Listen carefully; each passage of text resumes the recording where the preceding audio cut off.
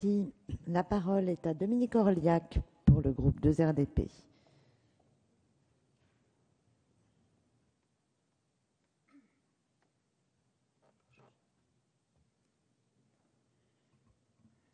Madame la Présidente, Madame la Ministre, Madame la Présidente de la Commission des Affaires sociales, Madame la rapporteure, mes chers collègues, après que le Sénat ait adopté mardi 5 février 2013 la proposition de loi portant réforme de la biologie médicale déposée par notre collègue sénateur Jacky Lemaine et ses collègues du groupe socialiste, il nous revient de l'examiner en séance publique après son inscription définitive à l'ordre du jour ce lundi après-midi. Cette proposition de loi vient enfin réformer la biologie médicale qui pâtissait d'une réglementation obsolète. En effet, la dernière modification de fond du régime juridique applicable à la profession remonte à la loi du 11 juillet 1975 relative aux laboratoires d'analyse de biologie médicale et à leurs directeurs et directeurs adjoints. Depuis, la question était revenue 5 fois devant le Parlement sans jamais aboutir à une quelconque réforme. Une ordonnance du 13 janvier 2010, issue du rapport Ballereau et non encore ratifiée, avait pour objet de mettre en place une accréditation obligatoire des laboratoires de biologie médicale, de les responsabiliser tout en maîtrisant les dépenses de santé et de mieux organiser l'offre de soins en fonction de l'intérêt du patient. Cette proposition de loi vise déjà à mettre fin à cette situation d'insécurité juridique où le texte organisant la profession n'a que valeur réglementaire en ratifiant la dite ordonnance. Ainsi, outre l'harmonisation des dispositifs applicables aux laboratoires publics et privés et la meilleure garantie de la qualité des examens de biologie médicale, les missions du biologiste, du laboratoire de biologie médicale et du personnel technique dans le cadre du parcours de soins auront désormais une valeur législative.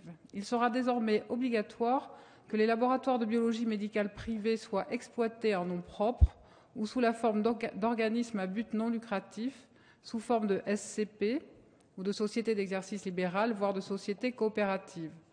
Pour reprendre les mots de mon collègue sénateur Gilles Barbier, il s'agit ni plus ni moins de remédicaliser une frange importante du parcours de soins, laissée à la merci de puissants groupes financiers.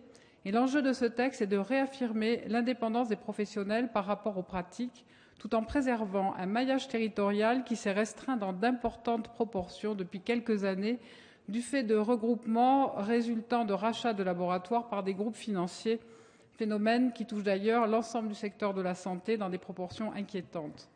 La préservation de laboratoires indépendants et de proximité est un objectif indispensable de la politique que nous soutenons. En ce qui concerne le renforcement de la médicalisation de la profession abordé par les articles 2 à 6 de la proposition de loi, nos remarques peuvent être les suivantes. L'article 4 modifie l'encadrement juridique de la phase préanalytique de l'examen de biologie médicale afin de permettre l'intervention des infirmiers libéraux et d'autres professionnels de santé sous le contrôle et la responsabilité du laboratoire responsable de l'analyse. La Commission des affaires sociales, à l'initiative de Madame la rapporteure par son amendement S49, a tenu à préciser que la phase pré-analytique comprend le prélèvement et le traitement jusqu'à son analyse, afin d'éviter de déposséder les biologistes d'une part trop importante de leur travail. En effet, comme notre collègue sénateur Gilbert Barbier s'en était ému, limiter la partie hors laboratoire au prélèvement est beaucoup trop restrictif. En effet, il est très courant que les professionnels de santé, notamment les infirmiers, soient conduits à transporter directement au laboratoire les prélèvements qu'ils effectuent. La clarification de la prise en charge des prélèvements par les auxiliaires médicaux, quel que soit le lieu de prélèvement, opérée à l'initiative de notre collègue Jean-Pierre Door en commission, vient compléter le dispositif et le rend cohérent. Les responsabilités respectives du professionnel de santé et du biologiste médical devraient ainsi être mieux cernées. Les débats auxquels avait donné lieu la discussion de cet article au Sénat sont révélateurs de la difficulté de s'accorder sur une interprétation univoque du texte. La question de la responsabilité dans le cadre d'une analyse médicale doit être tranchée. L'article 6, qui permettait le recrutement dans les CHU de praticiens hospitaliers non titulaires du diplôme d'études spécialisées de biologie médicale, à condition qu'ils soient médecins ou pharmaciens, ayant exercé dans un laboratoire médical pendant plus de 3 ans dans des domaines tels que la biochimie, la biologie moléculaire, l'hématologie, l'infectiologie ou la virologie, a été supprimé au Sénat et la Commission des affaires sociales a maintenu sa suppression. Les élus du groupe RDP s'en félicitent. En effet, il n'y a pas de raison objective de créer une voie dérogatoire nouvelle pour l'exercice de la biologie médicale, car différentes voies sont d'ores et déjà prévues par l'ordonnance que le texte de loi vient justement ratifier. Dérogation pour les médecins et les pharmaciens non titulaires du DES de biologie médicale après obtention de la qualification en biologie médicale par les ordres respectifs. Possibilité pour les personnels enseignants et hospitaliers des CHU de continuer à réaliser des activités d'enseignement et de recherche fondamentale et appliquée après nomination par le CNU. Exercice de la biologie médicale dans un domaine de spécialisation par les biologistes non titulaires du DES. Nous sommes attachés à la pratique hospitalo-universitaire fondée sur le triptyque soins, enseignement, recherche. Les soins ne doivent pas être relégués. Certains acteurs de la biologie médicale hospitalo-universitaire, tels que la conférence des doyens des UFR de médecine et de pharmacie ou la conférence des présidents de commissions médicales d'établissement des centres hospitaliers, ont contesté la suppression de cet article dans un courrier qui a été daté du 16 mars et que l'ensemble des députés a reçu.